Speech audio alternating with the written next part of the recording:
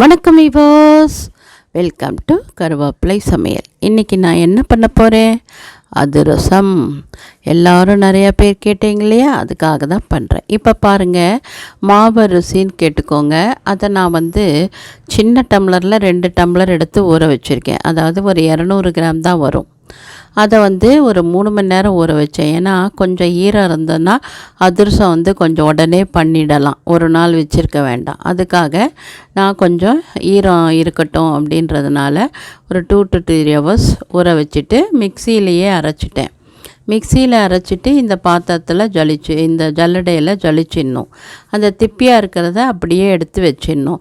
அந்த மாவில் ஈரம் இருக்கணும், சரிங்களா? அந்த மாதிரி ஈரம் இருந்தால் தான் அந்த அதிரசம் ரொம்ப நன்னா வரும். அதனால் ரொம்ப காய விடாமல் பரப்பி கொஞ்சம் அப்படியே ஈரம் இருக்கும்போதே எடுத்து இந்த மாதிரி அரைச்சி ஜலிச்சு எடுத்து வச்சுக்கோங்க. இதுதான் பதம். இப்போ நான் என்ன பண்ணியிருக்கேன், 1 டம்ளர் வெல்லம் போட்டிருக்கேன். 2 டம்ளர் மாவு எதுக்கு போட்டேன்னா எக்ஸ்ட்ரா இருக்கட்டும்னு. 1 டம்ளர் வெல்லத்துக்கு 1.5 டம்ளர் மாவு தான் செலவாகும். இப்போ அந்த வெல்லம் இருக்குது இல்லைங்களா, அந்த வெல்லத்துக்கு கரையிற அளவுக்கு தான் தண்ணி ஊற்றணும். அதாவது அந்த டம்ளரில் 1/4 டம்ளர் தண்ணி தான் ஊற்றிருக்கேன். இதுலேயே நீங்கள் ஏலக்காய் அப்புறமா அந்த சுக்கு பொடியெலாம் போட்டுக்கோங்க. நான் கொஞ்சம் மறந்துட்டேன், அதனால தான் உங்களுக்கு சொல்கிறேன்.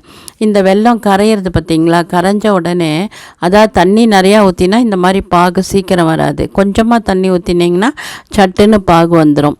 இந்த மாதிரி அழுக்கில்லாத வெல்லமாக கேட்டு வாங்கிக்கோங்க.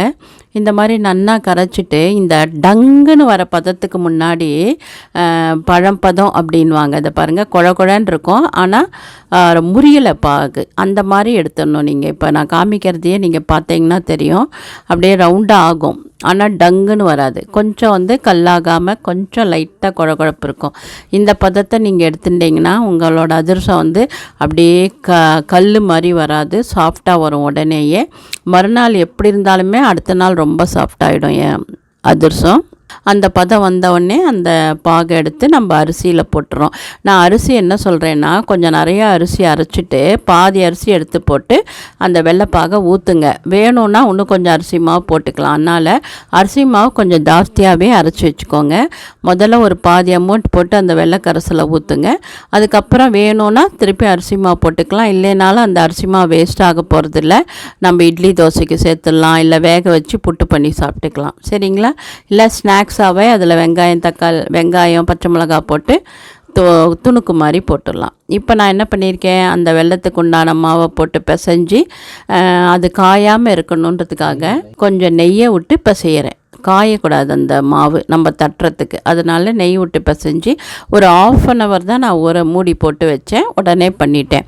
நீங்கள் மறுநாள் பண்ணுறதா இருந்தால் இந்த மாதிரி மூடி வச்சு பண்ணலாம், ரொம்ப சாஃப்டாக இருக்கும். ஆனால் நம்ம நோம்புக்கெலாம் நீங்கள் பண்ணுறதா இருந்தால் உடனே தானே பண்ணணும். நான் சொன்னேன் இல்லையா, மறந்துட்டேன் ஏலக்காய் போடன்னு, அதை தான் இப்போ போட்டு பிசைகிறேன். ஏலக்காய் சுக்கு பொடி அதெல்லாம் நீங்கள் வெல்லத்துலேயே போட்டுக்கிட்டிங்கன்னா ரொம்ப சௌரியமாக இருக்கும்.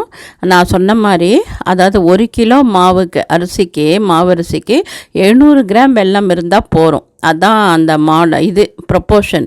அந்த ப்ரொப்போர்ஷனலில் நீங்கள் பண்ணிங்கன்னா கரெக்டாக வரும். ஆனால் என்னை பொறுத்த வரைக்கும் கொஞ்சம் மாவு எக்ஸ்ட்ராவே அரைச்சி வச்சுக்கோங்க, அது ரொம்ப சேஃப், சரிங்களா? இப்போ நான் என்ன பண்ணியிருக்கேன், அந்த மாவை உருட்டி அழகாக தட்டி ஒரு பிளாஸ்டிக் கவரில் தட்டி எண்ணெயில் போட்டு ஒன்றொன்னா போட்டுடுங்க. கொஞ்சம் சிம்மில் வச்சிங்கன்னா தான் உள்ளே நன்னா வேகும். அதிரசம் உங்களுக்கு வேணும்னா பெருசாகவும் தட்டிக்கலாம். இதை நான் அதிரசம் அமுக்கிறதெல்லாம் இல்லை, நான் அழகாக ஒரு டம்ளர்லேயே அமுக்கிடுவேன். அமுக்கி இல்லைன்னா ஒரு டப்ரா மாதிரி ஃப்ளாட்டாக இருக்கிற கிண்ணி எது வச்சு அமுத்தினாலும் அந்த எண்ணெய் வந்துடும். அதுக்கப்புறம் இன்னொரு ப்ராசஸ் என்னென்னா, நிற்க வச்சிடணும் அதிரசத்தை. அப்போ எவ்வளோ எண்ணெய் இருந்தாலும் அது வெளியில் வந்துடும், க்ளீனாக ஆகிடும். நம்ம அதிரசம் ரெடியாக எடுத்து கண்டிப்பாக எல்லாருக்கும் பிடிக்கும்னு நினைக்கிறேன். ஏதாவது டவுட்ஸ் இருந்தால் கேளுங்க, கண்டிப்பாக ரிப்ளை பண்ணுறேன். நன்றி, வணக்கம். ஆரோக்கியமாக சாப்பிடுவோம், ஆரோக்கியமாக இருப்போம். நன்றி, வாழ்த்துக்கள்.